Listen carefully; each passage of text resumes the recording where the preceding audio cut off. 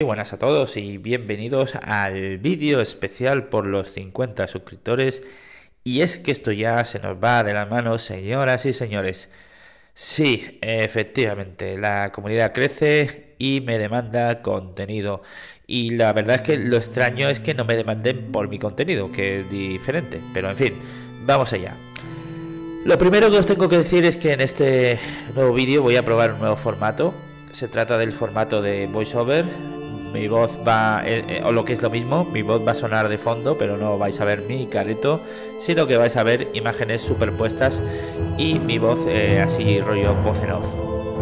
¿Por qué voy a apostar por este formato, por lo menos en este vídeo? Bueno, pues porque quiero probar cosas nuevas, porque es posible que utilice esta opción en el futuro también, ya que pretendo hacer pues algún tipo de declamación poética, puede que narre algún tipo de pequeña historia, y para este tipo de asuntos pues siempre viene mejor este tipo de formato voiceover, ¿de acuerdo? El segundo motivo es que os voy a hablar de algo absolutamente estético y precioso, y si voy a hablar de algo bello pues no pega que aparezca mi cara, ya que como todos bien sabéis pues soy bastante feo. Bien, dicho esto, vamos allá, vamos con el tema de hoy, que no es otro que las archiconocidas coplas a la muerte de su padre, del grandísimo Jorge Manrique, o como a mí me gusta llamarle, Giorgio o Georgius Manrique. Y bueno, lo primero que se os puede venir a la cabeza, con toda la razón del mundo, sería... pero vamos a ver, Juanma, eso de la copla no tiene que ver con el tema de la canción popular, lo que cantan las folclóricas y todo eso. Pues yo responderé diciendo que sí, en parte tenéis razón, ese es uno de los significados de la copla, pero ese es el significado moderno, el significado actual. El término copla originalmente hace referencia a un tipo de estrofa, a un tipo de composición métrica. No olvidéis que la métrica es la medida que tiene los versos y las estrofas en la lírica. Y como digo, la copla originalmente hace referencia a ese tipo de composición métrica compuesta por versos de arte menor, es decir, hasta 8 sílabas máximo. Lo normal es que suelen ser de entre 7 y 8 sílabas habitualmente. Y también son estrofas cortitas, estrofas pues entre 5 y 7 versos, no más de 8. Y se caracterizan todas ellas por su gran ritmo, sonoridad y musicalidad, lo cual la hace pues el prototipo de forma estrófica para los temas populares y para los temas ligeros. Esa ha sido la forma en que esta forma métrica ha perdurado, ha sobrevivido, llegando hasta principios del siglo XX, momento en el cual es absorbida por la canción ligera y popular andaluza, obteniendo el término obtiene el uso que conocemos hoy, el uso de copla asociado a ese tipo de canto ligero y popular de la canción andaluza. Así que, como veis, efectivamente el término copla tiene que ver con ese canto folclórico y popular, pero tiene un origen en la poesía, concretamente la poesía medieval, que empieza a desarrollarse en el reino de Castilla entre los siglos XIII y XIV. Bien, pero vamos a continuar. Y os tengo que aclarar que si en algunos momentos mi voz os puede parecer que está intentando imitar al Rubius, os tengo que decir que no es así. No es que estoy intentando imitar al Rubius ni nada de eso, sino que tengo la voz así porque tengo un constipado de narices, nunca mejor dicho, y tengo la nariz bastante entaponada. Eso hace que mi voz sea todavía más nasal, si cabe, de la que ya es habitualmente. Pero bueno, no quería que este vídeo se retrasase más, porque ya me está llevando bastante tiempo, y quería ofrecer algún tipo de contenido a mis suscriptores que, bueno, se lo merecen. Así que vamos a seguir. Llegados a este punto, es conveniente que os hable un poco de la historia de la lírica en Castilla, en la lírica, el origen de la lírica en lengua castellana. Como os he dicho antes, empieza a desarrollarse en los siglos XIII-XIV la irrupción de la lírica en castellano. De hecho, puede denominarse de lírica tardía, porque ya en la península ibérica el origen provenzal de la lírica es muy anterior, el origen del sur de Francia, de la zona de Provenza, y también en Galicia se desarrolla un tipo de lírica pastoril muy vinculada con los trovadores que hacían el camino de Santiago. Así que esos trovadores que se asientan en la zona de Provenza y que hacen sus composiciones del sur de Francia y también en los condados catalanes, llegan a través del Camino de Santiago a Galicia y allí pues influyen profundamente en las composiciones en galaico portugués. Así que, como veis, curiosamente, en Castilla la lírica arranca algo más tarde y arranca a través de dos vertientes fundamentales que son la lírica popular y la lírica culta. ¿En qué se diferencian una de otra? Bueno, pues se diferencian en cuestiones tanto formales como temáticas. Como podéis imaginar, la lírica popular pues toca temas más ligeros, generalmente amorosos, satíricos, también morales, pastoriles, mientras que la lírica culta pues hace referencia a cuestiones mucho más trascendentes, filosóficas, mitológicas, etcétera, etcétera, etcétera.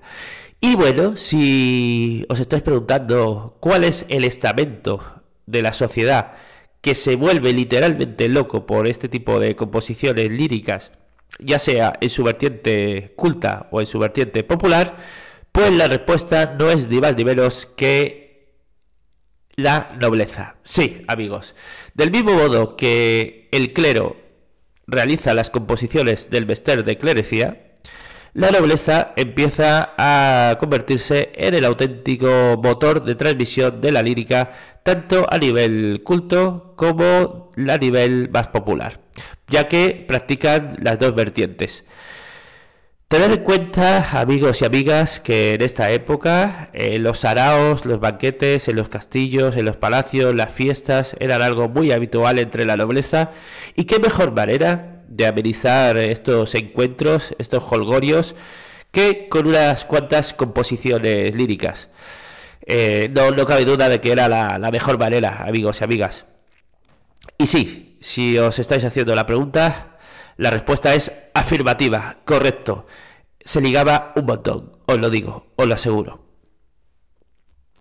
Pero bueno, vamos a seguir con la figura del hombre que nos trae al vídeo de hoy, que no es otro que don Jorge Manrique. Bueno, Jorge, el vuelo de Jorge, era un caballero medieval, un caballero feudal, ya metidos en el pleno siglo XV, a principios del siglo XV, estamos por tanto ya en época pre-renacentista, ya hemos finalizado la Edad Media propiamente dicha. De hecho, en Italia el Renacimiento casi que ya estaba de vuelta, o sea, llevaba muchísimo recorrido de Renacimiento ya en Italia. Y aquí a España, pues, lógicamente llegan esos ecos renacentistas y esa influencia italianizante, y llega a través de la lírica culta, en este caso, la lírica de tema filosófico, alegórico y dantesco. Y bueno, el vuelo de Jorge pues seguía el llamado ideal de las letras y las armas, es decir, era un poeta y un soldado, ahí es nada, vaya vacilada. Al mismo tiempo que combatía con la espada en el frente de batalla, pues luego, en sus ratos libres, hacía sus pequeñas composiciones en verso. Y Jorge, en un primer momento, realiza sus composiciones al mismo estilo, usando el mismo estilo que se realizaba en esa época, es decir, con sus temas amorosos, sus temas satíricos, es decir, que realizaba los típicos poemas de cancionero de la época. Sin embargo, llega un día donde el bueno de Jorge empieza a componer versos como los que siguen.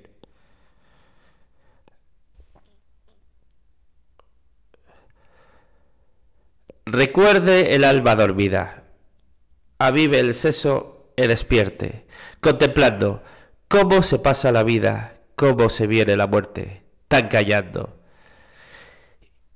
Y lógicamente vosotros diréis, ¿cómo es posible que de buenas a primeras alguien que se dedica a hacer poesía amorosa, poesía satírica, de pronto le da por escribir estos versos y estas composiciones tan trascendentales y tan profundas? Pues sabed, amigos, que lo que ocurre es que el bueno de Jorge se encuentra de bruces con la propia muerte. Eso es la figura de su padre, la figura de don Rodrigo Manrique, quien encontrará la muerte. Y el que un padre muera, evidentemente no es algo pequeño para nadie, pero particularmente para Jorge fue un impacto brutal, si tenemos en cuenta que don Rodrigo no solo era un padre, sino que era un caballero feudal victorioso en 1000 guerras, en 1000 batallas.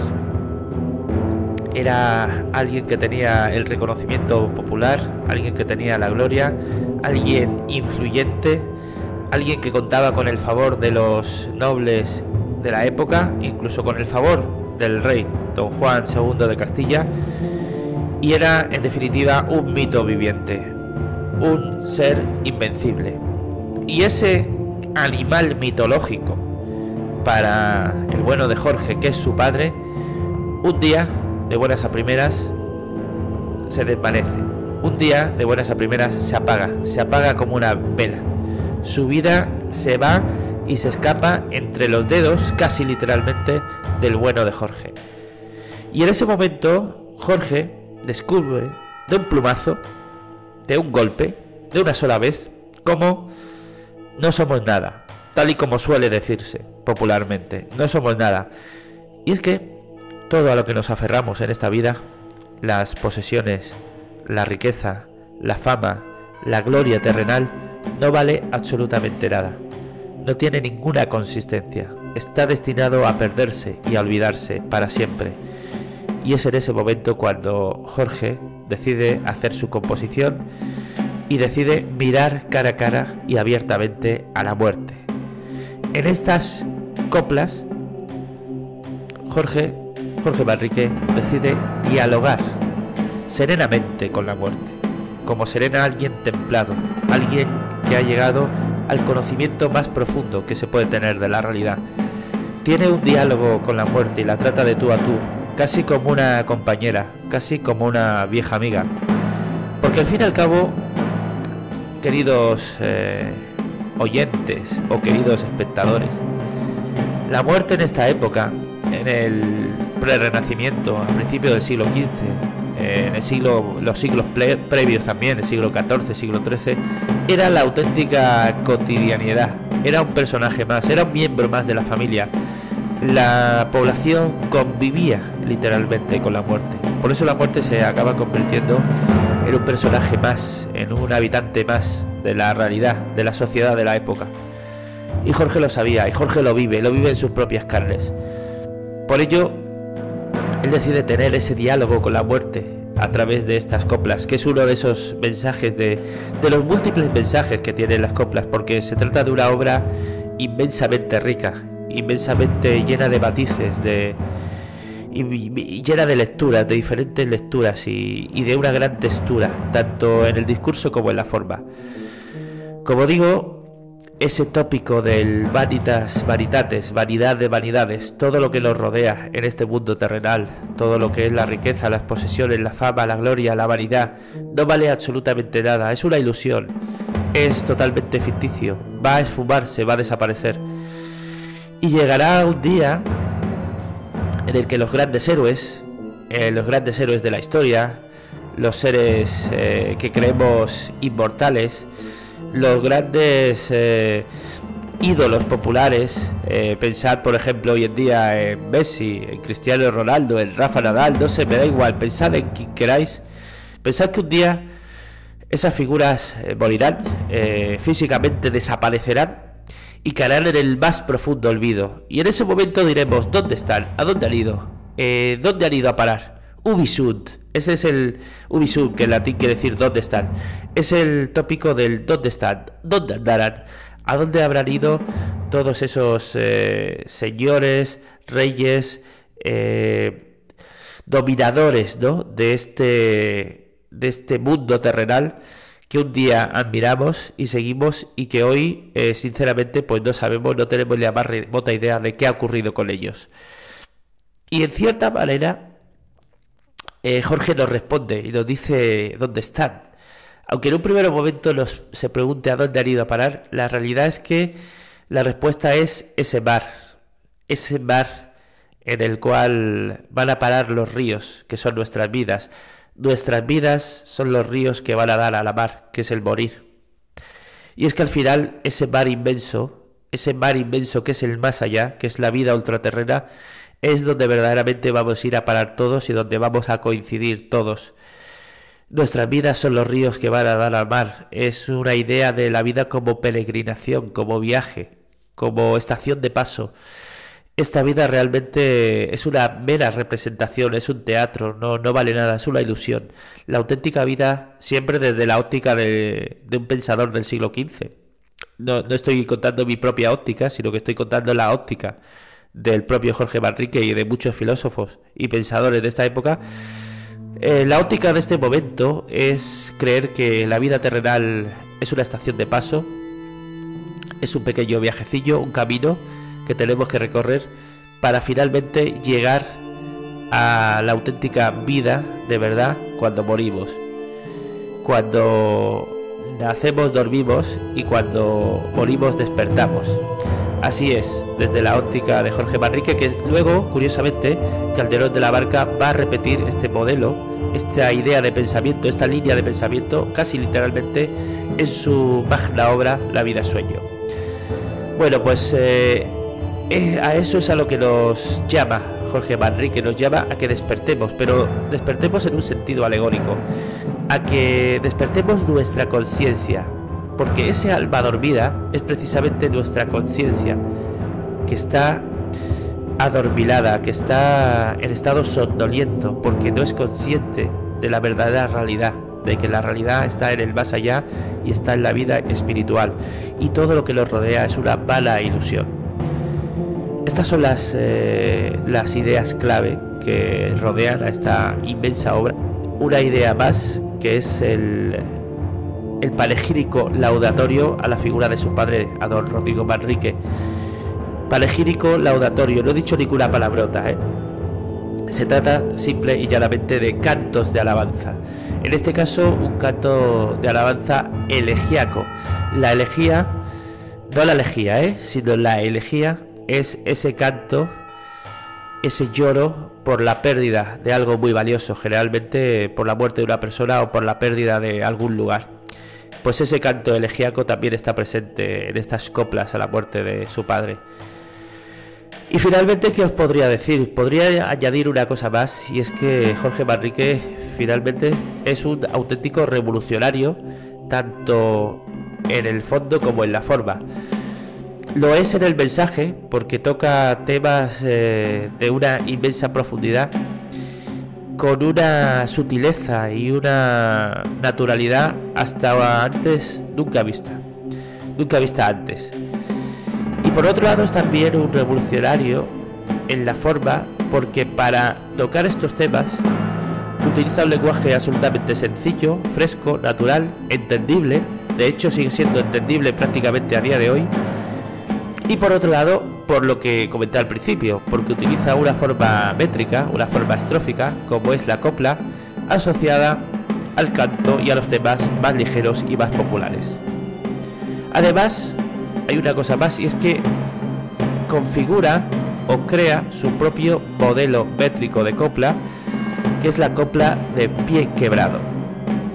Es esa composición característica de las coplas, de estas coplas, donde se introducen unos versos muy cortos al final de dos intervenciones, es decir, recordar los versos que dicen: recuerde el alma dormida, avive el seso despierte, contemplando. Es decir, se meten de dos versos de 8 sílabas y luego al final ese pie quebrado que aparece ahí como si fuera un pequeño tajo.